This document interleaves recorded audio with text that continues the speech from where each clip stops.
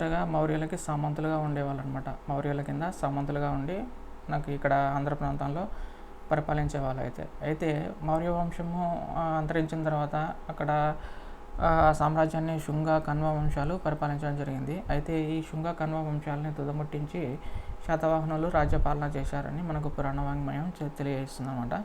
So మనకి ఇది important కాదు. శాతవాహనులు ఎవరికి సామంతులుగా ఉన్నారంటే మౌర్యులకి శాతవాహనులు సామంతులుగా ఉన్నారు అనేది మనం గుర్తుంచుకోవాలి. తర్వాత వీళ్ళు కృష్ణా గోదావరి ప్రాంతాల మధ్య ఆంధ్ర ప్రాంతాన్ని మొట్టమొదటిసారిగా ఏకం చేసి పరిపాలించినటువంటి మొట్టమొదటి రాజులు ఎవరు అంటే మనకు శాతవాహన రాజులు.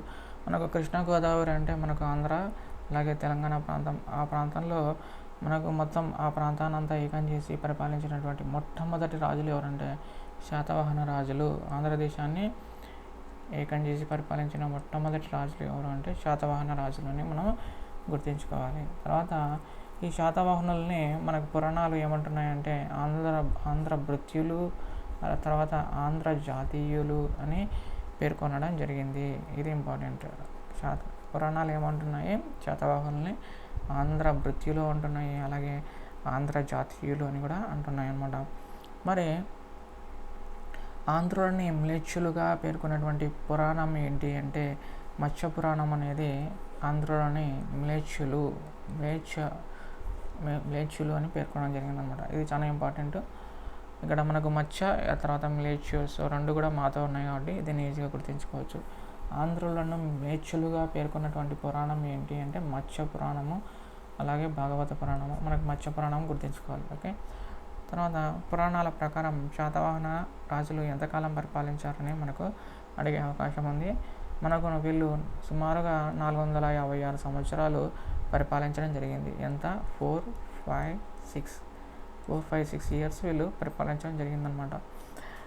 అయితే ఎంతమంది రాజులు పరిపాలించారని ఏ పురాణం ఎలా చెప్పిందంటే మనకి శాతవాహనాల గురించి మనం మత్స్య పురాణం ప్రకారమే మనం అంతే డీటెయిల్స్ మొత్తం చదువుకుంటున్నాం కాబట్టి మత్స్య పురాణం ప్రకారంగా ఎంతమంది ఉన్నారనేది మనకి ఇంపార్టెంట్.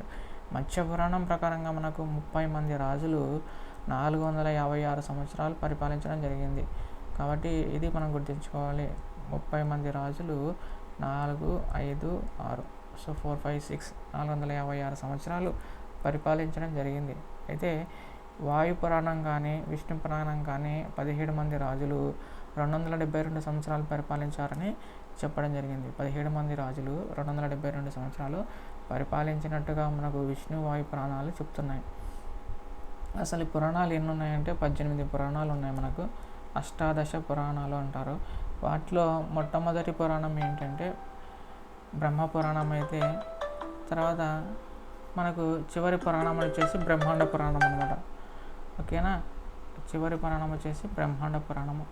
మత్స్య పురాణం అనేది మనకు శాతవాహన వంశవృక్షం గురించి తెలియజేస్తుంది. మత్స్య పురాణము శాతవాహన వంశవృక్షం గురించి తెలియజేస్తుంది. ఇక్కడ మనకి వంశవృక్షం అనేది చాలా ఇంపార్టెంట్ అనమాట. వంశవృక్షాన్ని గుర్తించుకోవడానికి మనము చేప వృక్షము ఆ వృక్షం మీద చేపలు ఉంటాయని గుర్తించుకుంటే మనకు శాతవాహన వంశవృక్షం గురించి తెలియజేసేటువంటి పురాణము మత్స్య పురాణం అని మనకు గుర్తుంటుందన్నమాట. తర్వాత మొదటి శాతకర్ణి నుంచి 23వ రాజు అయినటువంటి గౌతమిపుత్ర శాతకర్ణి వరకు కూడా మనకు 18 మంది రాజుల గురించి వివరాలు మనకు మత్స్య పురాణం అనేది తెలిపిందనమాట. అందుకోసమే మనము శాతవాహన వంశవృక్షం గురించి తెలిపినటువంటి పురాణం ఏంటి అంటే మత్స్య పురాణం అనేసి మనం గుర్తుంచుకోవాలి. ఇంపార్టెంట్ అనమాట. శాతవాహన వంశవృక్షం గురించి తెలిపినటువంటి పురాణం ఏది అంటే మత్స్య పురాణం. అలాగే మొదటి శాతకర్ణిని మల్లకర్ణి అని పేర్కొనడం జరిగింది. ఏ పురాణం అంటే మత్స్య పురాణం. మల్ల సో ఇది కూడా మ్యాచింగ్ వచ్చింది కాబట్టి మనం ఈ విధంగా గుర్తుంచుకోవచ్చు. ఓకేనా. ఓకే.